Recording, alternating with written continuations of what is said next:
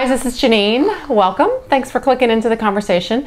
So what are 3 things that every trainer needs to know about learning styles? Okay, that's what we're here to talk about today.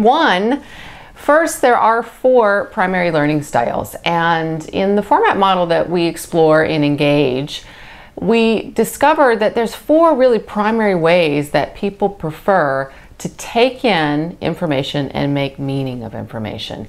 And that's what we call a learning style. So it's about how I like to get it and then how I like to make sense of it, of the information. And we need to know that so that we can recognize that these preferences exist. So that's number 1. And if you've logged any time in front of a group of learners, you know that there are differences in how people learn. And that is a conversation. But the more important conversation is the second thing that trainers need to know about learning styles.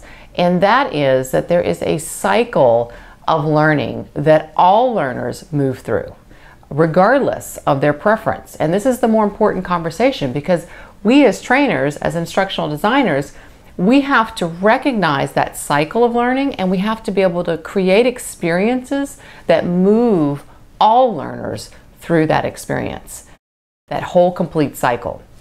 That's very important because when we skip parts of it, we see results, and they're the type of results that we all talk about and we struggle with, which is, how do we get commitment and how do we get the learning to really push out into the real world?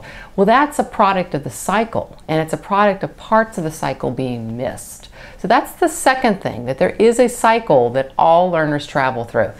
And the third thing that we need to know as trainers is that you have a preference for how you like to learn, and so do I. And most of us, I get to talk to trainers from all over, and most of us got to be in the role we're in gradually, and then suddenly, right? We find ourselves suddenly like we're training people, and we want to get better at it. And we get better by looking at what other people do, and we decide, oh, I like, how John did that opening. I'm going to use that strategy. And we kind of move through our career in our craft and getting better at what we do by selecting to include strategies, techniques, approaches that we think are really strong examples of great learning.